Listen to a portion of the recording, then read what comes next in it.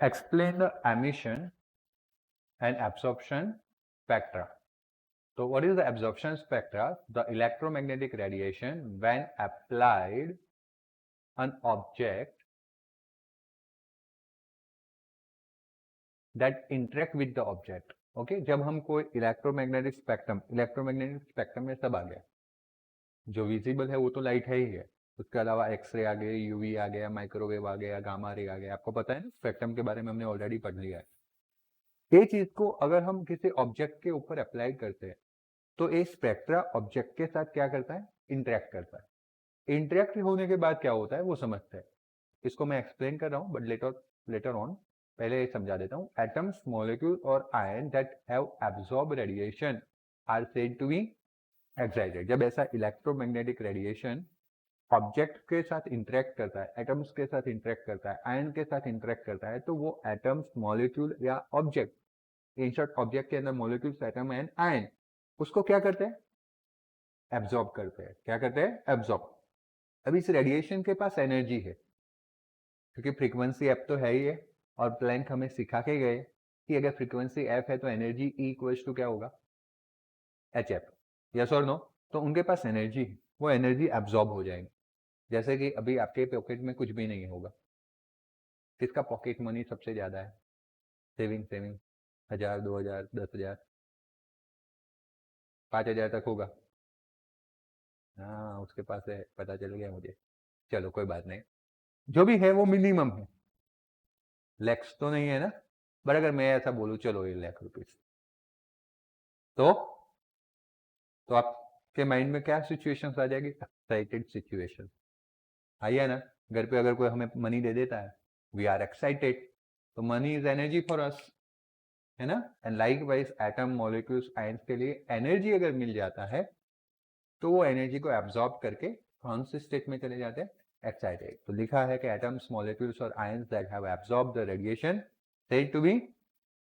अब इसीलिए देखो, E1 is the energy state 1, E यानी energy 1, that is nothing but which state, lower energy state, ground state, home state भी बोल सकते हैं, जहां पे एनर्जी सबसे लोअर होती है। बाहर घूमने जाते हैं तो पापा के साथ जाते हैं या अकेले जाते हैं, पहले क्या मांगते हैं, पापा पहले क्या निकालते हैं, थोकली रखते हैं, फिर बोलते हैं चलो घूमने जाते हैं। यस और नो? कुछ भी इस सिचुएशंस में, कोई भी छोटी बड़ी चीज के लिए घर से बाहर निकालना है तो सबसे पहले क्या चाहिए, that is excited state, energy required. Yes or no? तो E1 is the lower energy state, atom, molecules, ions की एक लोअर एनर्जी होती है, जो हम ग्राउंड एनर्जी लेवल बोलते हैं। Got it? अब E2 इज द, क्या आएगा, अपर एनर्जी स्टेट। आया समझ में? जिसमें एनर्जी क्या होता है, ज्यादा। And the difference between this E2 minus E1, upper energy state minus lower energy state, that is nothing but delta E, absorb energy in emission. Emission के अंदर ये एनर्जी क्या होगा, एब्सॉर्ब होगा। बात क्लियर हुआ? When electron is going to a higher energy level, specific radiation with the specific energy is absorbed. जब electron जो है वो हायर एनर्जी लेवल में जाएंगे तो रेडिएशन, स्पेसिफिक रेडिएशन जो है वो क्या होगा, एब्सॉर्ब होगा। Okay, absorb with the specific energy is absorb, and because of this absorbed radiation, the spectrum is called absorption spectra. When electron going to a higher energy level, specific radiation with the specific energy is absorbed, and because of this absorbed radiation of spectrum is called absorption spectra. हमने जो भी electromagnetic wave उसके ऊपर incident किए थे वो कुछ specific radiation को एब्सॉर्ब करेगा। आया समझ में? और जो रेडिएशन को वो एब्सॉर्ब कर रहा है उसके थ्रू जो स्पेक्ट्रम क्रिएट हो रहा है उस स्पेक्ट्रम को हम क्या बोलेंगे, एब्सॉर्प्शन स्पेक्ट्रा। क्लियर हुआ? Suppose delta E, that means nothing but change in energy, E2 minus E1 equals to HF, equals to what, HF, that is E2 minus E1, that is nothing but which one, positive. तो आपको एक particular frequency मिलेगा according to this delta E. Delta E हमने use किया, equals to HF रखा है, उसके through हमें क्या मिलेगा, एक पर्टिकुलर फ्रीक्वेंसी मिलेगा, और इस पर्टिकुलर फ्रीक्वेंसी को हम एटॉमिक स्पेक्ट्रम लाइन बोलते हैं। आया समझ में? सबको जरूरी नहीं होता है, जैसे देखो भाई, मैं रहता हूँ हालोल में और मेरा गांव है लुनावाड़ा में, तो मुझे तो उतना ही मनी चाहिए ना कि मैं मेरे गांव से लुनावाड़ा जा सकूं, बट हेमंतदीप भाई रहते हैं हालोल में, लेकिन उनको जाना कहाँ है, राजस्थान, तो उनको ज्यादा एनर्जी चाहिए कि नहीं चाहिए, है ना। मानो कि सिर्फ व्हीकल्स, ट्रांसपोर्टेशन व्हीकल की फैसिलिटी अवेलेबल है, बसेस, तो मेरा टिकट कम होगा क्योंकि मेरा डिस्टेंस क्या है, कम है, और मनदीप का भी उसको ट्रेन में जाना पड़ेगा या बस में जाना पड़ेगा, तो उसका किलोमीटर ज्यादा है तो ज्यादा होगा ना। तो वैसे एनर्जी का डिफरेंस होता है, लेवल्स, E2 माइनस E1 मेरे लिए कम है, उसके लिए ज्यादा है, तो कुछ मॉलिक्यूल्स के लिए वो एनर्जी ज्यादा होती है, कुछ के लिए वो एनर्जी डिफरेंस क्या होता है, कम। बट वही एनर्जी डिफरेंस के अकॉर्डिंगली हमें क्या मिल जाएगा, एफ। तो जब हम अलग अलग ऑब्जेक्ट पे, अलग अलग मैटर्स पे रेडिएशन को इंसिडेंट करते हैं, तो डिफरेंट डिफरेंट फ्रिक्वेंसी का क्या होता है, एब्जॉर्प्शन।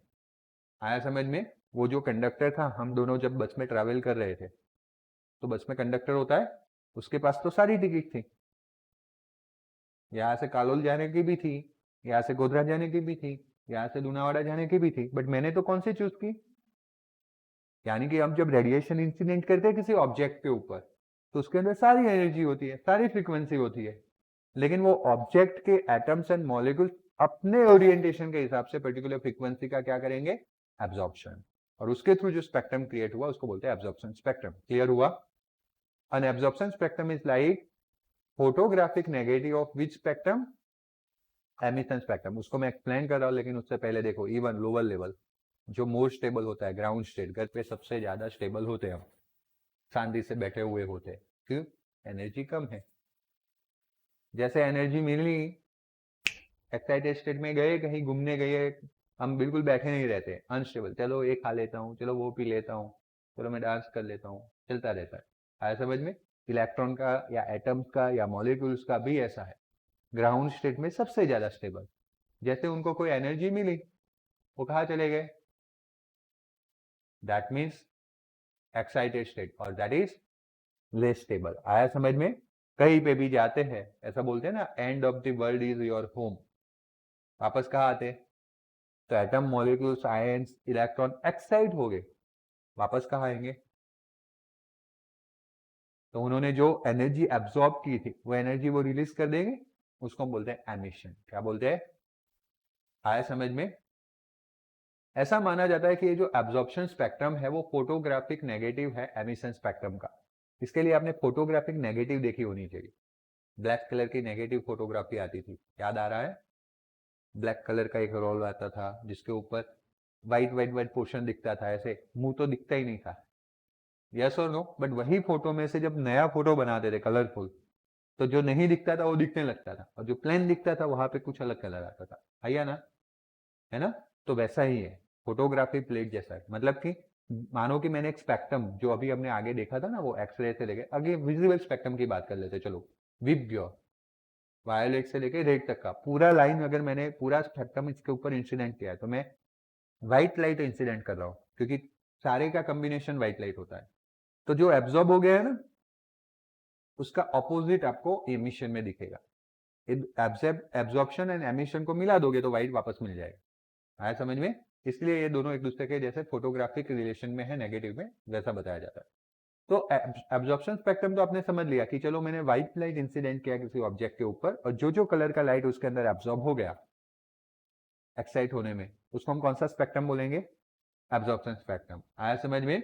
अब एमिशन स्पेक्ट्रम क्या है, तो an atom excited, an atom in excited star और एनी ऑब्जेक्ट, ऐसा नहीं कि सिर्फ स्टार में, नेचुरली स्टार के अंदर एटम्स एक्साइटेड होते हैं, okay, is not stable, and so they bye releasing the energy it gain more stable state even. जैसे कि सन इज द स्टार, उसके अंदर जो भी गैसियस एटम्स है वो एक्साइटेड स्टेट में है, वो तो वहां पे स्टेबल है नहीं, तो वापस कौन से स्टेट में आएंगे, ग्राउंड स्टेट में, बराबर ना, इवन स्टेट में। And at that time they emits the radiation. अगर हम घर से पैसे लेके निकले हैं, तो घर आते पैसे खर्च करके आएंगे, यस और नो। तो वैसे अगर कोई ऑब्जेक्ट का मॉलिक्यूल्स, एटम, इलेक्ट्रॉन्स एनर्जी लेके एक्साइट होता है, तो वापस आने में एनर्जी लॉस करेगा। तो उन्होंने एनर्जी किसके फॉर्म में से ली थी, रेडिएशन के फॉर्म में से। तो जब एनर्जी लॉस करेगा तो भी कौन से फॉर्म में करेगा, रेडिएशन के फॉर्म में। ओके, तो radiation emits the radiation, so that is called emission spectrum. आया समझ में। चलो to produce the emission spectrum, energy is supplied to a sample by heating it. हमें एक ट्यूब के अंदर सैंपल ले लेना है, उसको हीटअप करना है, हीटअप करेंगे तो वो एनर्जी एब्सॉर्ब करेगा हीट से, फिर वापस वो एनर्जी को क्या करेगा, लॉस करेगा in the form of radiation.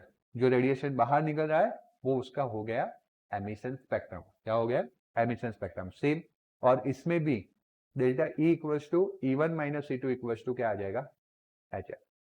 आया समझ में. E1 माइनस E2 ले लो या E2 माइनस E1 ले लो, पॉजिटिव डिफरेंस लेना है तो आपको पॉजिटिव फ्रीक्वेंसी मिलेगी. Spectroscopy, the study of emission and absorption.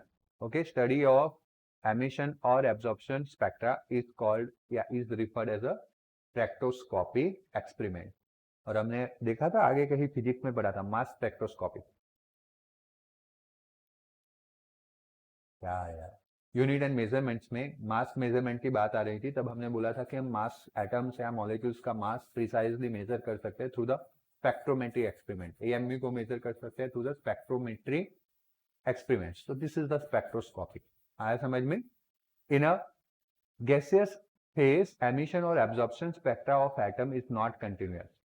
Gaseous phase में अगर एमिशन एंड एब्जॉर्प्शन स्पेक्ट्रा की बात करें तो वो कंटिन्यूअस नहीं होते. They are like this line. देखो लाइन दिख रही है, ये एक्सपेरिमेंट के रिजल्ट है, लाइंस दिख रही है, आइए ना. और यू कैन सी, देखो negative effect. This is the which spectrum और दिस इज द, जहां पे यहाँ पे डार्क लाइट दिख रहा है ना, वहां पे यहाँ पे ब्लैक हो गया, हो गया कि नहीं. और जहां पे डार्क दिख रहा था वहां पे कलर दिख रहा है. एक दूसरे के ऑपोजिट होते हैं. आया समझ में. चलो समझने का ट्राई करते हैं. Explain the line spectra and uses. तो लाइन स्पेक्ट्रा यानी कि atomic spectra.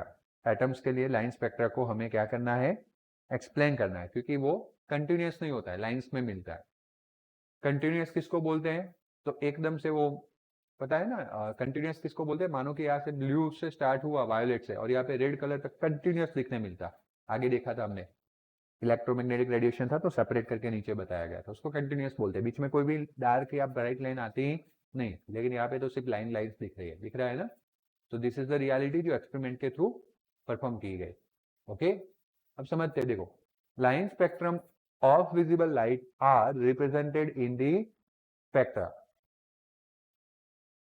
The emission spectra of atom in the gas phase, on the other hand, do not show the continuous spread of the wavelength from red color to violet color. Rather, they emit the light only at a which wavelength? Specific wavelength with the dark space between them. क्या बोल रहा है? Spectrums of the visible light are represents the which spectra? Sorry, या spectrum of visible light is represent the spectra. सबसे पहले तो spectra क्या है, तो हमने इलेक्ट्रोमैग्नेटिक रेडिएशन का एक रेंज देखा था, गामा से लेके एक्सरे तक का, उसमें से विजिबल लाइट, उसको हम क्या बोलते हैं, स्पेक्ट्रा. अब ये जो एमिशन स्पेक्ट्रा है एटम्स का गैसियस स्पेस के अंदर, on other hand they do not show continuous spread. Violet से लेके रेड तक कंटिन्यूअस स्प्रेड दिखने नहीं मिलता, but instead of that, rather than they emit the light only of specific wavelength which with the dark space between them. You can see over here कुछ कुछ line दिख रही है, जैसे कि ग्रीन कलर की लाइन दिख रही है, येलो कलर की, और कुछ रेड कलर की. है या ना, रेड भी रही है एक्जैक्टली, पिंक कलर जैसा है या ना. और बीच में कौन से पोर्शंस दिख रहे हैं, ब्लैक कलर के डार्क पोर्शन दिख रहे हैं. सच अ स्पेक्ट्रा कॉल्ड, इसको लाइन स्पेक्ट्रा बोलते हैं. गॉट इट ना. एक बार कंटिन्यूअस स्पेक्ट्रा का फिगर बता देता हूं ताकि आपको लाइन स्पेक्ट्रा क्लियर हो जाए. दिख रहा है कंटिन्यूअस, वायोलेट से लेके रेड कलर तक का, आया ना. इंसिडेंट तो हमने यही स्पेक्ट्रा किया था, लेकिन एमिशन होके आया वो पर्टिकुलर लाइंस में आया. किसमें आया, लाइंस में, इसीलिए हम उसको लाइन स्पेक्ट्रा बोलते हैं. कौन सा स्पेक्ट्रा बोलते हैं, लाइन. और atomic spectra, because has emitted radiation is identified by the appearance of the bright lines in the spectra. जो ब्राइट लाइंस है उसी से हम आइडेंटिफाई कर सकते हैं. The emission or absorption spectrum is nothing but which one? Photographic recording of the separated wavelength, that is called line spectrum. You can see over here emission and absorption. मैंने already पहले बता दिया कि यहाँ पे जो डार्क लाइन है, मतलब कि जो लाइट कलर दिख रहे हैं वो यहाँ पे डार्क हो जाएंगे और जो डार्क पोर्शन था वो कलर में आ जाएगा. आइए ना. अब देखो ये कैसे किया गया है. मानो कि यहाँ पे हमने किसी सैंपल को एक्साइट किया. देखो इस कंटेनर के अंदर रखा सैंपल को और ऊपर से और नीचे से इलेक्ट्रिक एनर्जी दिया, तो हीटअप किया उसको. हीट अप करने से वो क्या होगा, एक्साइट होगा, एक्साइट होगा तो अपने में से क्या एमिट करेगा, radiation.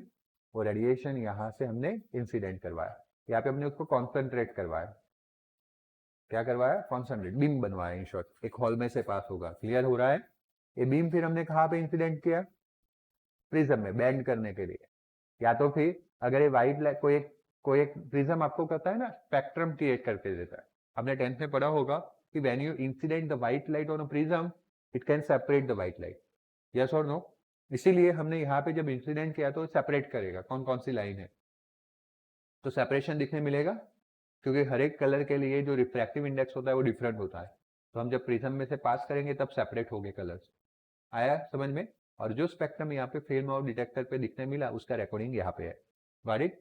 This is nothing but which spectrum, emission. अब एब्जॉर्प्शन समझना है तो देखो यहाँ पे व्हाइट लाइट सोर्स है, मैंने बोला ना 7 कलर का कॉम्बिनेशन और कोई नहीं, कौन सा लाइट होता है, व्हाइट। यहाँ पे हमें सोर्स प्रोड्यूस करवाना है एमिशन में, यहाँ पे हमें सोर्स इंसिडेंट करना है, तो यहाँ पे हमने कंटेनर लिया है जिसके अंदर हमने गैसेस मॉलिक्यूल रखे हैं, that is nothing but which sample, absorbing sample, okay. यहाँ पे जो गैस लिया था उसी गैस को यहाँ पे लिया है एब्जॉर्बिंग सैंपल के तौर पे, और उसके ऊपर हमने कौन सा लाइट इंसिडेंट कर दिया, व्हाइट। तो वो अपने में से कुछ लाइट को क्या कर लेगा, एब्जॉर्ब कर लेगा, व्हाइट लाइट में से कुछ रेडिएशन को क्या कर लेगा, एब्जॉर्ब, बाकी बचा वो रेडिएशन आगे जाएगा, वापस कॉन्सेंट्रेट करके प्रिज्म पे डाल के यहाँ पे उसको फिल्म और डिटेक्टर पे स्टडी करेंगे तो ऐसा मिलेगा। तो जो उसने एमिशन किया था ना वो यहाँ पे उसने क्या कर लिया, एब्जॉर्ब, उसके अलावा क्या यहाँ पे दिख रहा है, आइए ना, इसलिए एक दूसरे के कौन से फोटोग्राफिक रिलेशनशिप में होते हैं ऐसा माना जाता है। ये एटॉमिक स्पेक्ट्रा क्यों पढ़ रहे हैं, क्यों डिस्कस कर रहे हैं, तो उसके यूजेस क्या है, तो line emission spectra are great interest in the study of electronic structure, electronic structures हम जो आगे जाके पढ़ने वाले चैप्टर के एंड में, और उसी पे पूरी केमिस्ट्री डिपेंड है, तो ये इलेक्ट्रॉनिक स्ट्रक्चर्स को स्टडी करने के लिए किसका इंपॉर्टेंस है, लाइन एमिशन स्पेक्ट्रा का। The characteristics lines in atomic spectra can be used by the chemical analysis to identify which atoms, unknown atoms। आज के टाइम पे अगर कोई unknown atoms है, वैसे अभी तो ऐसा माना जाता है कि there are 118 elements present in the present nowadays, okay, 118 elements, तो 118 atoms हो गए अलग अलग टाइप के, और हमारा पीरियोडिक टेबल भी कंप्लीट हो चुका है, पीरियोडिक टेबल के बारे में हम 3rd चैप्टर में पढ़ने वाले हैं। बट मान लो कि अगेन कोई 119 नंबर वाला नया एटम आएगा, तो वो हमें कब पता चलेगा, कैसे पता चलेगा, तो through the line emission spectra हमें पता चलेगा, बात समझ रहे हो। जैसे कि मानो कि आप सबके फिंगरप्रिंट मेरे पास है, तो मैंने आपका फिंगरप्रिंट रखा पेशेंस के लिए, तो आपका रिकॉर्ड है तो निकल के आ जाएगा।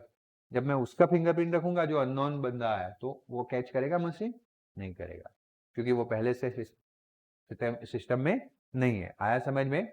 तो द थिंग इज व्हाट कि ए लाइन स्पेक्ट्रा जो line emission spectra as a fingerprint work कर रहा है, हर एक टाइप के एटम्स के लिए डिफरेंट है, हर एक टाइप के एटम्स के लिए क्या है, डिफरेंट, आया समझ में। इसलिए आज के टाइम में अगर कोई अननोन एटम्स होता है ना, तो उसको आइडेंटिफाई करने के लिए एक्सपेरिमेंट किया जाता है।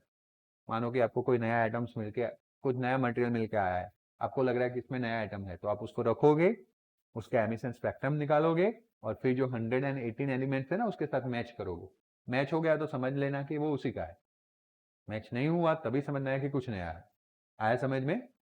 तो अननोन एटम्स को आइडेंटिफाई करने के लिए यूज किया जाता है।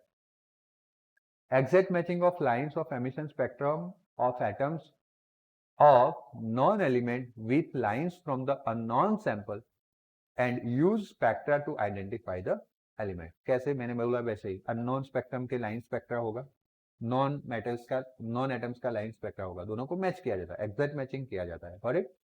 Elements like rubidium, caesium, thallium, Tl होना चाहिए, indium, gallium, NSC, कैनेडियम, were discovered with their minerally were analyzed by the spectroscopic method।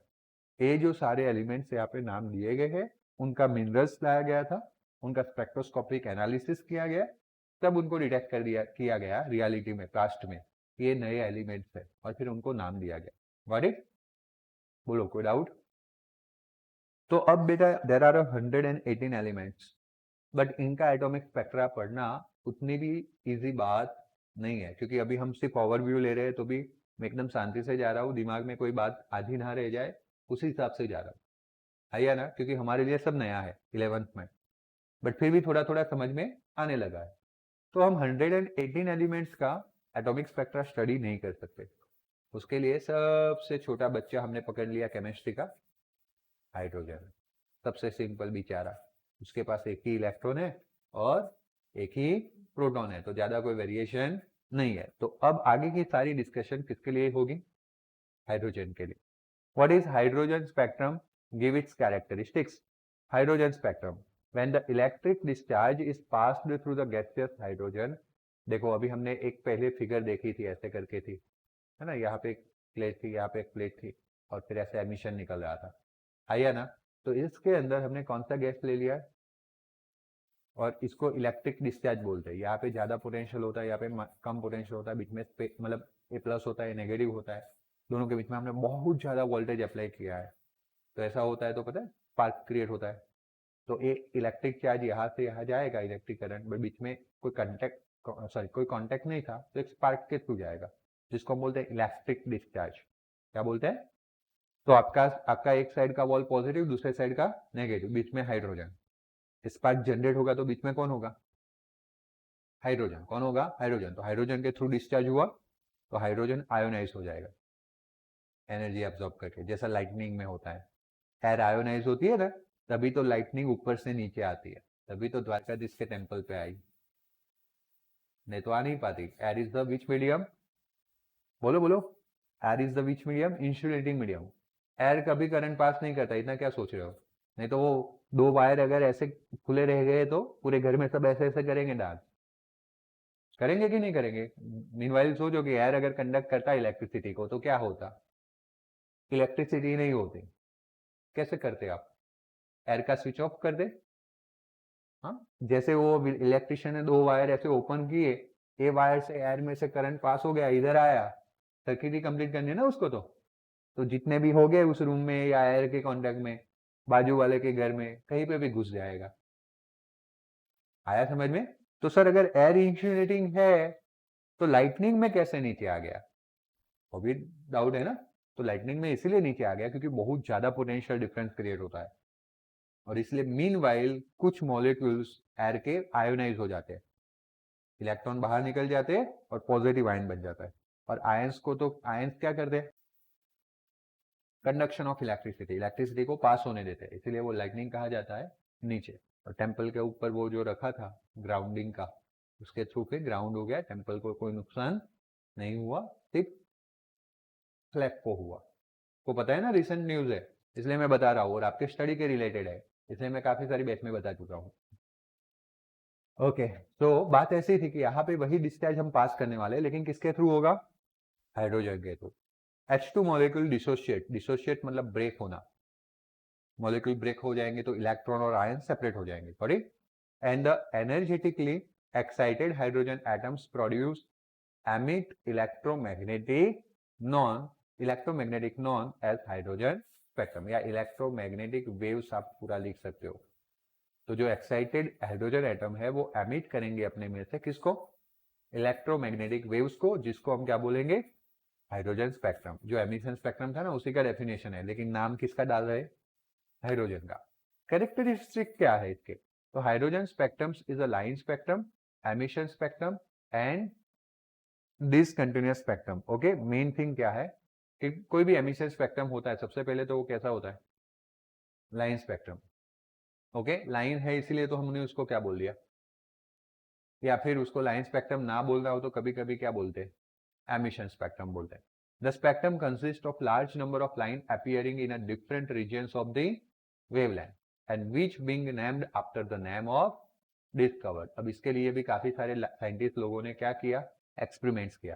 तो जिस साइंटिस्ट ने उसका एक्सपेरिमेंट किया और जो जो वेवलेंथ को उन्होंने ऑब्जर्व किया, तो उस वेवलेंथ की एक सीरीज बनी। क्या बनी? सीरीज। जैसे अरिथमेटिक प्रोग्रेशन पढ़ के आए हो ना, 2 के बाद 4 के बाद 6 के बाद 8, एक सीरीज बनती है, वैसे यहाँ पे वेवलेंथ की पर्टिकुलर वैल्यू की एक सीरीज बनी।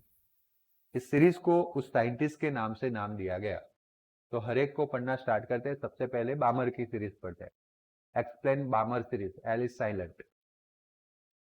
Explain बामर series and give its equation. तो बामर showed in 1885 on the basis of experimental observation that if the spectral lines are expressed in terms of wave number, यानी कि v बार बोलते हैं यार, तो फिर क्या बोलते हैं f bar, then the visible lines of the hydrogen spectrum obey the following formula that f bar equals to, okay, same formula you have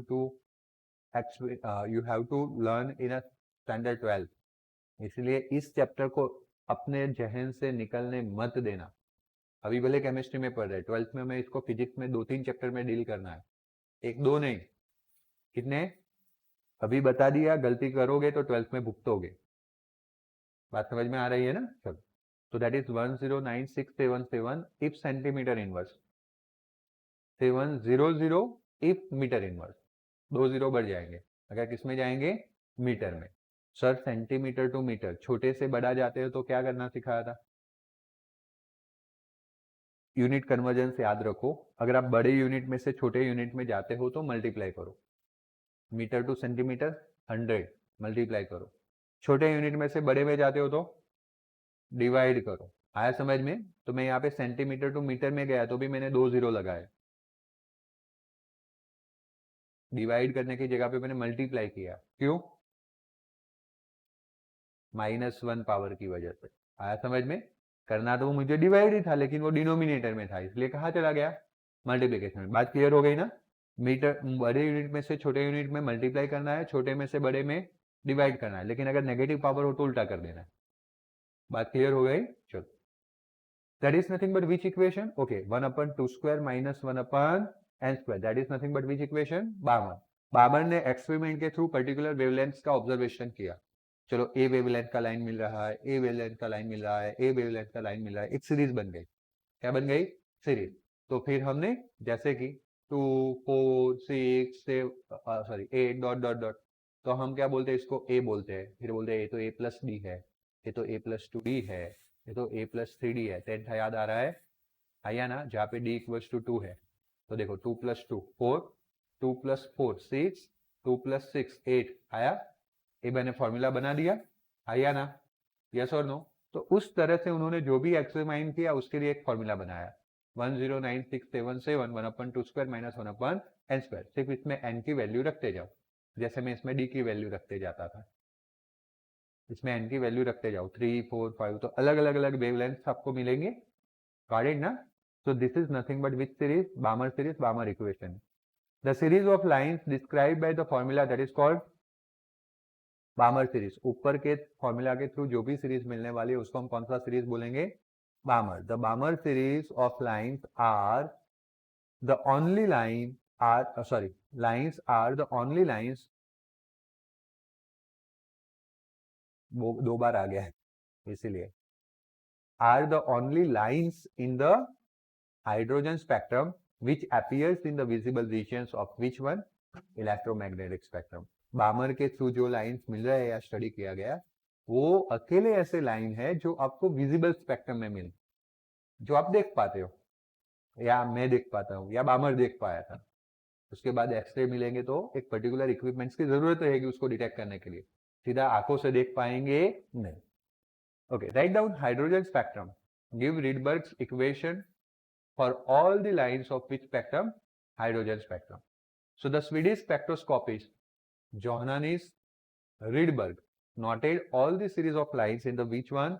Hydrogen spectrum that could be described by the following expression, that f bar equals to, f bar याद रखना है तो भी ठीक है, और मैं इसको जनरली 1/λ याद रख रहा हूँ। f bar ज्यादा यूज नहीं किया जाता, आपको पता भी है, आगे पढ़ा था हमने, wave number equals to 1/λ, that is equals to 10967 1/n1² minus 1/n2²। मैंने फॉर्मूला में थोड़ा चेंज कर दिया क्योंकि आगे वाला फॉर्मूला जो लिखा हुआ था वो बामर का था। अभी हम किसका पढ़ रहे हैं? रीडबर्ग। किसका पढ़ रहे हैं? रीडबर्ग। तो इसमें ऐसा है बेटा, Lyman, बामर, Paswan, bracket, fund, Lyman, बामर, Paswan, bracket, fund, ये 5 साइंटिस्ट लोगों ने सबसे पहले अलग अलग सीरीज को स्टडी किया हाइड्रोजन के लिए। जैसे अभी बामर के बारे में हमने पढ़ा, ओके, वैसे 5 साइंटिस्ट ने स्टडी किया। पांचों ने अपना रिलेशन दिया कि भाई ए, मतलब रिलेशन तो सिर्फ बामर ने दिया था, बाकी के लोगों ने स्टडी की थी कि भाई मुझे ए वेवलेंथ मिला। तो रीडबर्ग करके एक साइंटिस्ट आए, पांचों का काम कलेक्ट कर दिया। उन्होंने एक सिंगल फॉर्मूला दे दिया कि पांचों के फॉर्मूला क्लियर हो जाए, पांचों की सीरीज उसके अंदर इनबिल्ट हो जाए। बात क्लियर हुई? लॉजिकली क्लियर हो गया ना पहले? तो रीडबर्ग ने ऐसा इक्वेशन दिया 1/n1 square minus 1/n2 square into 109677 centimetre inverse.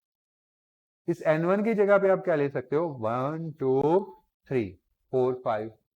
और n2 की जगह पे क्या लेना है? अगर आपने n1 को 1 लिया है तो ये हो जाएगा 1 + 1 2, 1 + 2 3। ओके, तो यहाँ पे देखो, you can see over here also कि n1 को अगर कितना लिया है 1, तो वो +1 + 2 से स्टार्ट होगा। मतलब कि कहां से स्टार्ट होगा?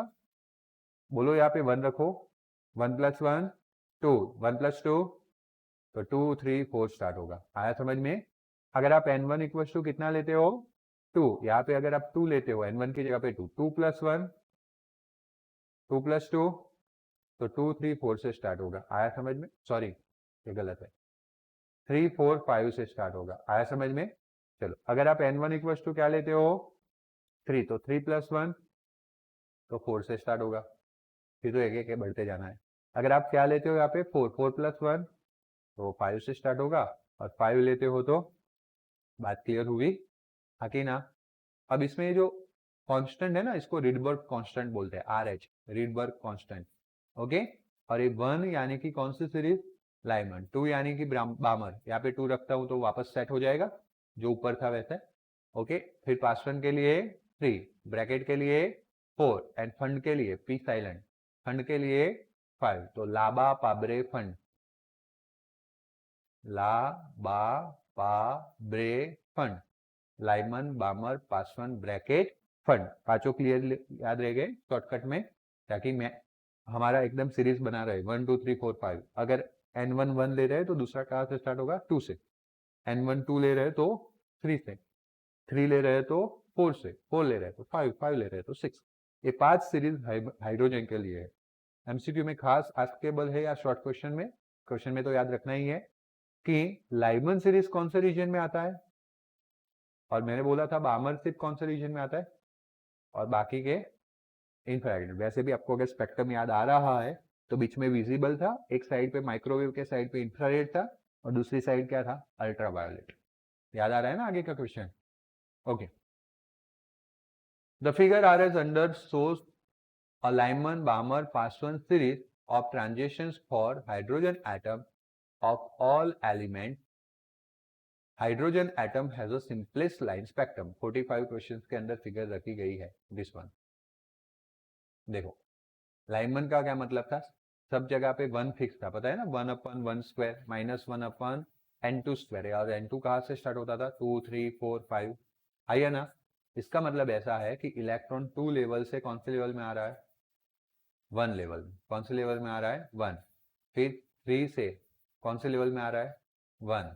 फिर 4 से कौन से लेवल में आ रहा है? 1। आया समझ में? This is nothing but which series? Lyman. कौन से रीजन में मिल रही थी? अल्ट्रावायलेट। लाइक वाइज बामर के लिए देखो, अभी ये रेड कलर दिखा दिया, विजिबल लाइट है ना, तो वो 3 में से 2 में आ रहा है तो रेड कलर मिलेगा। लेकिन अगर बहुत दूर से रेड में 2 में आ रहा है तो वायलेट, पूरा स्पेक्ट्रम मिल जाएगा, है ना। 3 से 2, 4 से 2, 5 से 2, 6 से 2। लाइकवाइज यहाँ पे 4 to 3, 5 to 3, 6 to 3। यस और नो? तो ऐसे लाइमन, बामर एंड कौन सी सीरीज मिलेगी? पासवन, ब्रैकेट, फंड मिलता जाएगा। क्लियर? बट ये क्या है? इसको कैसे हम पता लगाएंगे? क्या लाइन ड्रॉ किया है, क्या है? तो उसी के बारे में हमें स्टडी आगे करना है। सबसे पहले प्रैक्टिकल रियलिटी हमारे सामने आ गया। मैं तो उसीलिए उस क्वेश्चन में गया था, क्योंकि यहाँ पे क्या बोला था, फिगर में देखो इसलिए। Hydrogen spectrum is a nothing but which spectrum? Line emission spectrum. तो क्वेश्चन ऐसा है कि what is the difference in a line spectrum of different atoms than the hydrogen atom? So in the gaseous state all the atoms have a, कोई भी atom आप gases state में लो, उसको excite करो तो सामने हमें लाइन स्पेक्ट्रम मिलेगा। जैसे हमने हाइड्रोजन को एक्साइट किया, लाइकवाइज हम किसी भी गैस को क्या कर सकते हैं? एक्साइट कर सकते हैं। किसी भी एटम, किसी भी मैटर के या किसी भी एलिमेंट को गैसेस फॉर्म में हम कन्वर्ट कर सकते हैं, है ना, क्योंकि आपको पता है कोई भी मैटर है वो 3 स्टेट में एग्जिस्ट करती है, सॉलिड, लिक्विड एंड, और गैसेस फॉर्म में कन्वर्ट करने के बाद हम उसको क्या कर सकते हैं, एक्साइट कर सकते हैं और लाइन स्पेक्ट्रम गेन कर सकते हैं। For all the atoms line spectrum is a unique, means it does not resemble with the any atom. मैंने बोला था ना, it is act like the fingerprint. जैसे किसी का फिंगरप्रिंट एक दूसरे के साथ मैच नहीं होता है, वैसे for all the atoms line spectrum is unique, means it does not reassemble with any atom. In all atom one type of regularity is observe. हर एक के अंदर एक टाइप का रेगुलरिटी क्या किया जाता है, ऑब्जर्व किया जाता है हर एक एटम का, जो दूसरे के साथ मैच ना होता हो। Hydrogen spectrum, in all atom spectrum of hydrogen is, जितने भी एटम्स 118 एलिमेंट्स है तो 118 एलिमेंट्स टाइप के एटम्स है, बट वो सब में सबसे ज्यादा सिंपल एटॉमिक स्पेक्ट्रम किसका है, हाइड्रोजन का। बट फॉर हैवी एलिमेंट और atom it is more and more complex. आगे जाओ वैसे वो ज्यादा कॉम्प्लेक्स होता जाता है। आया समझ में? इसीलिए हम रुके कहाँ पे थे, रदरफोर्ड पे। ये तो बीच में हमने थोड़ी और डिस्कशन कर ली। रुके थे रदरफोर्ड पे। रदरफोर्ड ने न्यूक्लियस को डिफाइन कर दिया था, लेकिन किसको एक्सप्लेन नहीं कर पाए वो, इलेक्ट्रॉन को। किसको एक्सप्लेन नहीं कर पाए, इलेक्ट्रॉन्स के बारे में वो नहीं बता पाए, तो उनके ही स्टूडेंट, नाम था उनका बोहर। तो what right a postulates of the Bohr model of hydrogen atom और बोहर्स एटॉमिक मॉडल। तो हुआ क्या कि भाई गुरुजी बने गलत। गुरुजी का एक ही गलती था, उन्होंने बता दिया कि न्यूक्लियस सेंटर में जस्ट लाइक सोलर सिस्टम और प्लैनेट जैसे सन के अराउंड रिवॉल्व कर रहे हैं, वैसे इलेक्ट्रॉन रिवॉल्व कर रहे हैं। तो गुरुजी यानी रदरफोर्ड भूल चुके थे।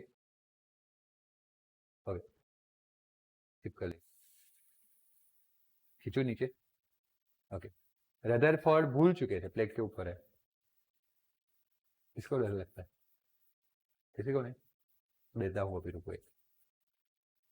ओके, सो रदरफोर्ड गुरुजी भूल चुके थे कि भाई प्लैनेट्स जो है ना बेटा, उनके पास कोई चार्ज, तो उनका रिवॉल्यूशन चलेगा, बट इलेक्ट्रॉन के पास चार्ज है। तो अगर वो एक्सीलरेटेड मोशन करेंगे तो वो धीरे धीरे करके किसके अंदर बैठ जाएंगे, न्यूक्लियस के अंदर। आया समझ में? उनका ऐसा मोशन चलने वाला नहीं है ना। तो फिर बोहर ने क्या किया, रुको रुको रुको रुको, जैसे प्लेनेट एक फिक्स ऑर्बिट में घूमता है, वैसे इलेक्ट्रॉन फिक्स ऑर्बिट में घूमेंगे। वो बोले, दूसरे साइंटिस्ट बोले क्यों, क्यों का आंसर नहीं, बट वो घूमेंगे, आया समझ में? ऐसा किसका बोलना था, बोहर का। इसीलिए ऐसा स्टेटमेंट जो विथआउट एनी प्रूफ होता है उसको बोलते हैं पोस्टुलेट्स। मैथमेटिक्स में बताया गया था 9th स्टैंडर्ड में, एक्सियोम एंड पोस्टुलेट। व्हाटएवर नहीं याद है तो आप याद रखो, 11th 12th में तो काम आएगा ही मैथमेटिक्स में। तो बात क्लियर हुई। पहले तो पोस्टुलेट्स का मतलब क्या है ना, मंजू मैम को पूछ लेगा। आज Manju ma'am, what is postulate? ना भाई ऐसा मत करना है, आप समझ लो, बहुत हो गया।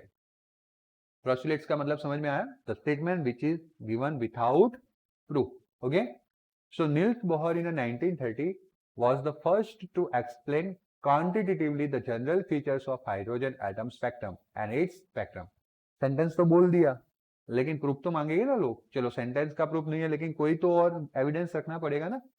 तो बोहर ने एविडेंस दिए, आगे वाले साइंटिस्ट, अभी हमने आगे जो लिटरेचर पढ़ा ना, कि लाइमन, बामर, पासवान, ब्रैकेट, फंड, सबने क्या ऑब्जर्व किया कि लाइन स्पेक्ट्रम मिल रहा है। क्या मिल रहा है?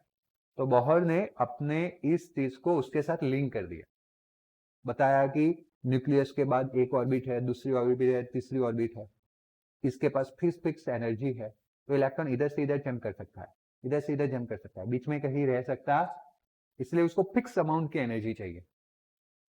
आया समझ में? जैसे मैं हालोल से बस में बैठा तो कालोल ही बस से निकल सकता हूँ या गोधरा निकल सकता हूँ, बीच में रास्ते में निकलने दे, टिकट काट, निकाल यहाँ का, काटेगा कोई? नवजीवन होटल का टिकट काटेगा? हालोल से नहीं काटेगा। क्यों? क्योंकि फिक्स एनर्जी लेवल्स होते हैं, आइया ना। वैसे बोहर ने भी बताया कि ऐसे फिक्स एनर्जी लेवल है, और उसके थ्रू वो जो आगे के साइंटिस्ट लोग जो अभी हमने पढ़े, लाइमन, बामर, पासवान, ब्रैकेट, फंड, उनको भी नहीं पता था कि उन्होंने क्यों स्टडी किया या उनका स्टडी कहाँ काम आने वाला था, लेकिन उनका स्टडी किसको काम आ गया? बोहर को। और बोहर के क्रॉस्युलेट होने के बावजूद भी लोगों ने उसके जो क्रॉस्युलेट्स थे उसको क्या किया? एक्सेप्ट, और आगे फिर मॉडल डेवलप हुआ। तो गलत है स्पेलिंग, क्रॉस्युलेट्स ऑफ बोहर मॉडल ऐसा लिखना। क्या है? तो number 1, the electron in the hydrogen atom can move around the nucleus in the which path? This is remain same of Rutherford. Rutherford ने भी तो वही बोला था ना। Okay, fix radius and energy, एक वर्ड्स डाल दिया बोहर के ने। कौन सा रेडियस डाल दिया? फिक्स रेडियस, जो रदरफोर्ड ने नहीं बोला था। आया समझ में? और उन्होंने साथ में क्या इन्वर्ट किया? Energy. This path are called just like planet, orbits बोलते हैं ना। ओके, स्टेशनरी स्टेट भी बोल सकते हो उसको, या अलाउड एनर्जी स्टेट भी बोल सकते हैं, क्योंकि प्रॉब्लम तो एनर्जी का ही हो रहा था ना। मैक्सवेल ने ऐसा बताया था कि वो एनर्जी लॉस करेगा और धीरे धीरे धीरे धीरे धीरे धीरे वो स्पाइरल बन जाएगा और किसके अंदर इंसिडेंट हो जाएगा? इलेक्ट्रॉन। इसीलिए बोहर ने मना कर दिया। वो घूमेगा, इसी ऑर्बिट में घूमेगा, लेकिन फिक्स एनर्जी के साथ घूमेगा, अपना एनर्जी लॉस करेगा नहीं। आया समझ में? इसलिए उस स्टेट को क्या नाम दिया गया? Allowed energy state. This orbit are arranged concentrically around the nucleus. जैसे सन के अराउंड सबके कोसेंट्रिकली ऑर्बिट्स है, वैसे प्लैनेट्स के ऑर्बिट ज्यादातर कोसेंट्रिक सर्कल्स नहीं होते, इलिप्स होते हैं, बट फिर भी माना तो ऐसा ही जाता है कि सर्कुलर है, तो यहाँ पे भी ऐसा माना गया। The energy of an electron in the orbit does not change with the दूसरा। चलो ये सब फिक्स हो गया, तो वापस मैक्सवेल ने अपना हैंड रेट्स किया। नहीं नहीं नहीं नहीं, बात तो तेरी सही है बोहर भाई। क्या बात सही है तुम्हारी? यस, इलेक्ट्रॉन ऑर्बिट में घूम रहे हैं, फिक्स उसका रेडियस है, but what about my experiment? Maxwell ने एक्सपेरिमेंट किया था कि अगर कोई चार्ज पार्टिकल एक्सेलरेटेड मोशन करता है तो वो अपने में से इलेक्ट्रोमैग्नेटिक वेव जनरेट करता है। तो तुरंत खड़े हो गए पहले पोस्टुलेट सुन के, नहीं नहीं नहीं नहीं, इसका तो सॉल्यूशन देना ही पड़ेगा। तो वापस बोहर ने बोला सेकंड पोस्टुलेट्स में कि energy of electron orbit does not, बैठ जाओ, है ना। मेरा ऐसा बोलना है कि जब इलेक्ट्रॉन ऐसे ऑर्बिट में घूमता है तो उसकी एनर्जी चेंज नहीं होती है। ओके, तो मैक्सवेल ने बोला हाउ हाउ हाउ, तो बोहर ने बोला देन मैं बोलता रहूंगा, टेंशन मत लो, कभी तो आएगा इसका सॉल्यूशन। ओके, तो आगे अब इसका सॉल्यूशन देखने वाले हैं कि ऐसा क्यों कि वो टाइम के साथ चेंज नहीं हो रही है। वैसे कोई इसके पीछे रियलिटी या कोई प्रूफ नहीं था, इसलिए ही तो हमने इसको क्या बोला? क्रॉस्युलेट्स। However, an electron will move from lower energy state to higher energy state. जब मैक्सवेल बैठ गए, कॉन्फ्रेंस चल रहा है, समझो मैं बोहर हूँ, आप सब मैक्सवेल वगैरह हो, जैसे मैक्सवेल को बिठा दिया है ना, तो लाइमन, बामर, पासवान, ब्रैकेट, फंड सब खड़े हो गए, हे नहीं, रुक रुक रुक रुक, तुम ये बताओ तो फिर ये एक्साइटेड स्पेक्ट्रम जो हमने निकाला ना एमिशन, वो ऐसा क्यों आ रहा है? वो कंटिन्यूअस क्यों नहीं आ रहा है? क्योंकि अगर मैक्सवेल के मानते तो मैक्सवेल के बाद तो हर एक एनर्जी धीरे धीरे धीरे खत्म होती ना, या हर एक एनर्जी धीरे धीरे धीरे क्या होती? तो कंटिन्यूअस स्पेक्ट्रम मिलता है या ना? यस और नो? तो उन्होंने जब उनके पॉइंट्स आए, लाइमन, बामर, पासवान, ब्रैकेट, तो रियलिटी कुछ अलग ही थी। एक्सपेरिमेंट हमें बता रहे थे कि स्पेक्ट्रम्स कैसे मिल रहे हैं, लाइंस वाले। तो इसीलिए बोहर ने ऐड किया कि जब इलेक्ट्रॉन लोअर स्टेशनरी स्टेट में से हायर स्टेशनरी की जगह पे एनर्जी डाल देना बेटा, क्योंकि हायर स्टेशनरी स्टेट नहीं होता, स्टेशनरी मतलब फिक्स वाला, है ना। तो लोअर एनर्जी स्टेट से हायर एनर्जी स्टेट में जाएंगे when required amount of energy is absorb by the electron, और energy is emitted when electron move from higher energy state. Okay, वो लोअर में से हायर एनर्जी स्टेट में जाते हैं, एनर्जी एब्सॉर्ब कर लेंगे, वो हायर में से लोअर में जाएंगे, एनर्जी रिलीज कर लेंगे। आया समझ में? The energy change does not take place in a which manner? तो वो पांचों ने तालियां बजाई, अरे वाह वाह वाह वाह, ये तो हमारा काम हो गया। क्योंकि देखो, जब तक एक्सपेरिमेंट को थ्योरी का सपोर्ट नहीं मिलता है और थ्योरी को एक्सपेरिमेंट का सपोर्ट नहीं मिलता है, दोनों आधे अधूरे हैं। उन्होंने एक्सपेरिमेंट्स किया था, लाइमन, बामर, पासवान, ब्रैकेट, फंड, यहाँ पे बैठे हैं, इसलिए मैं इधर कर रहा हूँ और आप सब वो जनता। आया समझ में?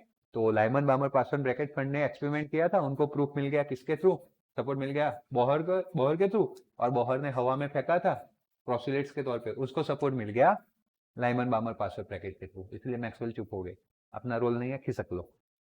ओके, चलो गुड, बात क्लियर होती गई, यस और no? The frequency of radiation absorb और emitted when transmitted occurs between two stationary state is differed by the energy delta E. अब इतने बातों से भी बोहर को देखो, इतना बात तो फ्री हो गया, बोहर का कॉन्फिडेंस और बढ़ गया, तो बोहर ने और मैथमेटिकली, थ्योरी में मैथमेटिक्स आ जाता है तो जान आ जाती है, थ्योरी और स्ट्रॉन्ग हो जाती है। तो बोहर ने बोला कि जब एक स्टेट में से दूसरे स्टेट में जब इलेक्ट्रॉन जाएगा तो दो एनर्जी स्टेट के बीच में एनर्जी डिफरेंस कितना होगा, डेल्टा ई।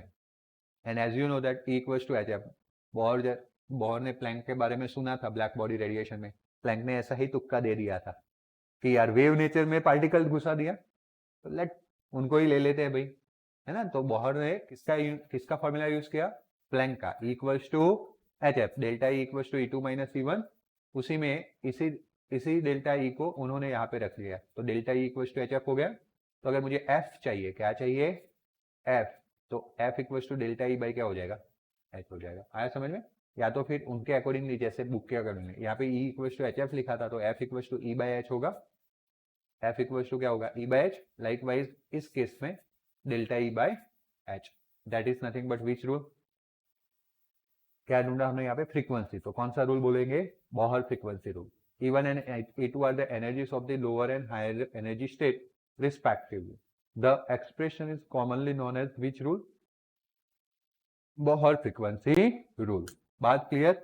इतनी कॉन्फ्रेंस चल रही थी, 3 प्रोसीडेंट्स बोहर ने बोले, तालियां तालियां हो गई, उतने में मेरे जैसा खड़ा हुआ, ए नो, रुको रुको रुको रुको, पहले वो तो बताओ कि कौन कौन सी ऑर्बिट पॉसिबल है। ये न्यूक्लियस है, तुमने बोला कि भाई फिक्स ऑर्बिट में ही इलेक्ट्रॉन रिवॉल्व करेंगे, उसके बारे में तुम्हारा क्या बोलना है। तो बोहर भी होशियार थे ना, उनको पता था कि अमित सर जाने वाले कॉन्फ्रेंस में, क्वेश्चन आने वाला है, तो कच्चे थोड़ी होते हैं, पक्का लकड़ी रेडी करके आए थे कि कोई क्वेश्चन पूछेगा। तो उन्होंने बोला कि angular momentum of electron in a given stationary state can be expressed as in the equation. Angular momentum जो है बेटा, आपको मैं आगे जाके पढ़ाऊंगा 7th चैप्टर ऑफ फिजिक्स में, अब बहुत दूर है ना 7th चैप्टर ऑफ फिजिक्स, तो अभी हम याद रख लेते हैं कि एंगुलर मोमेंटम को हम MVR फॉर्मूला से रिप्रेजेंट करते हैं। M यानी मास, V यानी velocity and R is the radius. R नीचे नहीं लिखना था, ऐसे लिखना था, इसलिए मैंने करेक्ट कर लिया। Got it? That is equals to NH upon 2 pi. H is the Planck constant, है ना। बहुत जबरदस्त फैन थे बोहर प्लैंक के, यहाँ पे भी प्लैंक कांस्टेंट H डाल दिया, 2 पाई, और N is the number of orbit. तो अगर आपको मास ऑफ इलेक्ट्रॉन पता ही होता है 9.1 क्रॉस 10⁻⁻31, वेलोसिटी रेडियस के हिसाब से होता है, बट फिर भी वेलोसिटी और ये H कांस्टेंट है, 2 पाई कांस्टेंट है, आपको यहाँ पे 1 रखो, N इक्वल्स टू 1, तो फर्स्ट ऑर्बिट का रेडियस मिल सकता है। अब 2 रखो तो सेकंड का। वैसे इसमें वेलोसिटी अननोन है, लेकिन आगे जाके हम फिजिक्स में पढ़ेंगे कि ये वेलोसिटी को भी निकाल दे तो भी सीधा वैल्यू आपको R का मिल सकता है। आया समझ में? तो बोहर ने इसका भी सॉल्यूशन दे दिया कि न्यूक्लियस के अराउंड कौन कौन से ऑर्बिट प्रेजेंट है। गॉट इट ना? N equals to 1 2 3। Thus the electron can move only those orbit in which angular momentum is integral multiple। उसी ऑर्बिट में मोशन कर पाएंगे जिसमें एंगुलर मोमेंटम जो है वो n से मल्टीप्लाई करना है, यानी कि एंगुलर इंटीग्रल मल्टीपल है किसका, h अपॉन 2 पाई का। That is why only certain fixed orbit are allowed. और ऐसे जब इंटीग्रल मल्टीपल वाला रूल आता है तो उसको हम क्वांटाइज्ड रूल बोलते हैं। कौन सा रूल बोलते हैं, क्वांटाइज्ड। जैसे कि प्लैंक ने दिया था E equals to NHF, energy quantization, HF मतलब एनर्जी, एनर्जी क्वांटाइजेशन, आया ना। वैसे इन्होंने दिया angular momentum equals to N into H upon 2 pi, तो एंगुलर मोमेंटम का क्वांटाइजेशन हुआ। वैसे आगे जाके आप पढ़ोगे Q equals to NE, charge quantization. तो जब इंटीग्रल मल्टीपल वाले रूल आते हैं तो उसको हम कौन सा बोलते हैं, बोलो, क्वांटाइजेशन रूल। एनर्जी के लिए एनर्जी क्वांटाइजेशन, चार्ज के लिए चार्ज क्वांटाइजेशन, एंगुलर मोमेंटम के लिए, बट इंटीग्रल मल्टीपल रूल्स मतलब विच रूल, क्वांटाइजेशन। बात क्लियर हुई, दिमाग में चली गई, है या ना। बोहर ने स्टार्ट किया था क्वांटाइजेशन करना, बोहर ने नहीं, सॉरी, प्लैंक ने, वहां से काफी सारे लोगों ने अप्लाई किया। कोई डाउट हो तो बताओ। यहाँ तक रखने वाले हैं आज।